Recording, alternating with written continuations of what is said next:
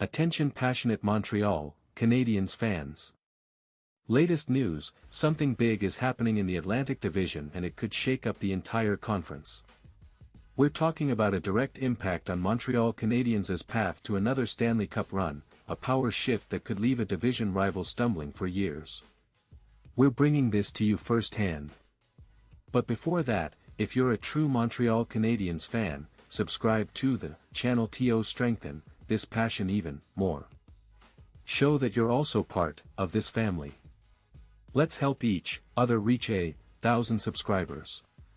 Share with your friends and Montreal Canadiens fans.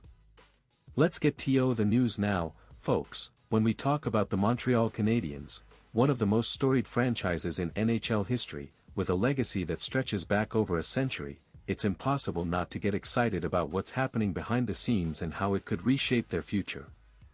The off-season rumors, the strategic moves, the draft picks, and potential trades are all part of a bigger picture that could see this team rise again.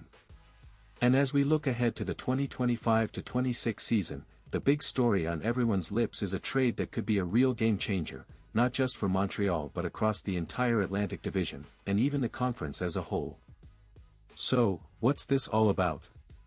Well, it's centered around a proposal that's been gaining traction in the NHL community, especially among insiders and analysts, and it involves the Canadiens, of course, and a key player that could really bolster their lineup.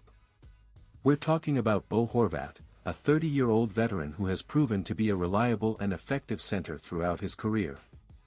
His name has been floated around in discussions as a perfect fit for Montreal's second-line center position. Now, why does this matter so much? Because for years, the Canadiens have been searching for that consistent, dependable number 2 center, a player who can not only produce offensively but also bring leadership and stability to the middle of the ice. And Horvat might just be that guy. This deal, as per the latest reports and speculations, would see Montreal leveraging their projected salary cap space of approximately $4.5 million to acquire Horvat, who, with his experience, leadership, and skill set, could be the piece that finally balances their lineup.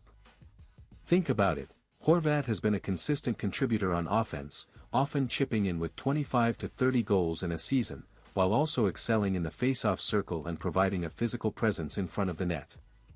His ability to play heavy minutes and handle tough defensive situations would relieve some pressure from Nick Suzuki, who is already the undisputed captain and cornerstone of the franchise. And let's not forget the impact this could have on the younger forwards, especially Cole Caulfield and Juraj Slafkovsky. Having a veteran like Horvat anchoring the second line means they might be able to play a bit looser and more creatively, knowing they have someone reliable in the middle who can elevate the team's overall performance. Plus, Horvat's leadership qualities are invaluable. He's worn the captain's C in Vancouver and has a reputation as a team-first player. For a young core that is still finding its identity, bringing in a player of his experience and character could be the catalyst for a real culture shift in Montreal. Now, on the flip side, what do the Islanders get from this? Well, it's quite interesting because this is where the trade dynamics come into play. The Islanders, under new general manager Matthew Darche, are clearly in a rebuilding phase, even though the team has some solid pieces. This trade would give them a significant shot in the arm by acquiring not only a young prospect or two but also valuable draft picks. The Islanders currently have about $1.6 million in projected salary cap space, and with this move, they could free up some room, especially if they decide to include some prospects like Roy, Beck, or Kapanen in the package. These prospects are all considered top 10 within Montreal's system, players on the verge of making the leap to the NHL, and with the Islanders' recent draft success and their focus on rebuilding, they might see an opportunity to develop these young talents in a different environment. Particularly intriguing is the possibility of Montreal sending Doc, who has had a tumultuous time lately due to injuries, including a knee surgery that kept him out for a significant part of last season.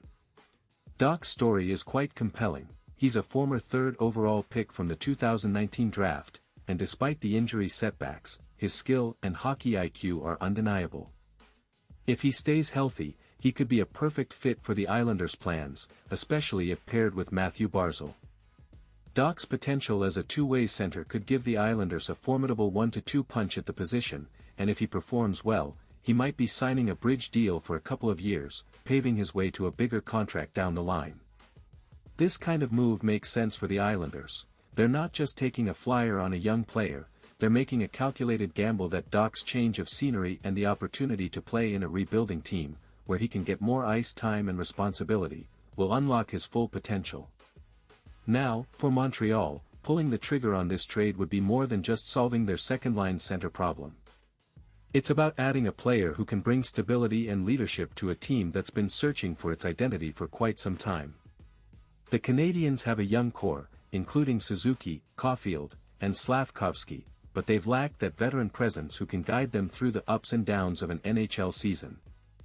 Horvat could be that guy, not just in terms of production but also as a locker room leader. His presence could boost team morale and set a standard for the younger players to follow. It's a move that balances the win-now mentality with the long-term vision, as Montreal continues to build around its young stars while trying to contend for the playoffs and, ultimately, a deep run in the Stanley Cup. Financially, this move could be a bit of a gamble for the Canadiens, given Horvat's contract, which is not exactly cheap. But it's a calculated risk, investing in a player who can be a cornerstone in the middle for the next few seasons. With Montreal's salary cap space, they could absorb Horvat's deal, which would line up well with their timeline of development and contention. The key here is that Horvat's style of play complements the team's needs. He's reliable in all zones, strong on faceoffs, and has that playoff mentality edge that could elevate their game come springtime. As for the Islanders, this trade would be a clear signal that they're fully committed to rebuilding. Acquiring prospects like Roy, Beck, and Kapanen, along with draft picks, especially in the 2026 draft that's shaping up to be quite deep, means they are stockpiling assets for the future. This is a team that's shifting gears, focusing on building from within and developing their young talent to become a competitive force down the line. The trade also gives them flexibility. If Doc turns out to be a diamond in the rough, they might have just found their long-term solution at center. This kind of move, whether it involves Doc or one of the other prospects, is a high-stakes gamble but also a strategic one. It's about balancing short-term competitiveness with long-term growth. And for the Canadiens, landing Horvat could be a huge step forward, giving them that much-needed second-line presence and a leader who can also serve as a mentor to their young stars. It's about building a team that can contend in the playoffs and maybe even make a deep run, something that's been elusive for Montreal in recent years despite their rich history. And let's not forget, the impact of such a trade goes beyond just the on-ice benefits. It sends a message to the fan base that management is serious about competing, about making bold moves, and about building a team that can challenge for the Stanley Cup again.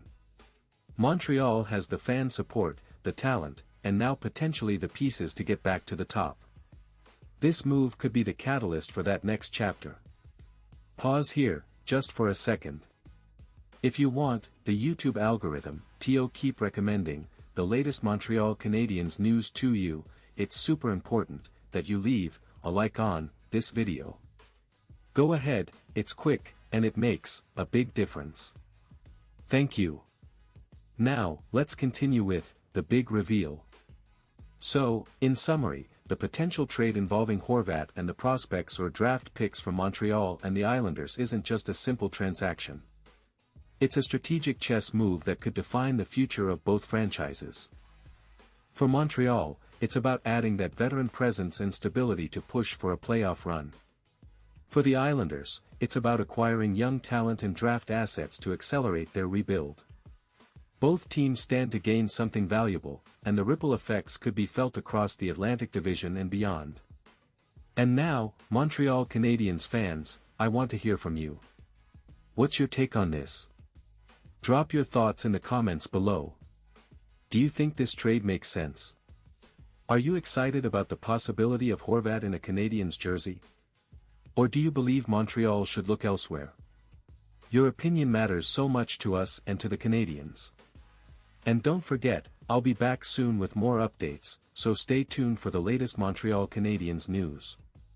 Thanks for watching, and as always, let's keep the passion alive for our beloved Canadiens.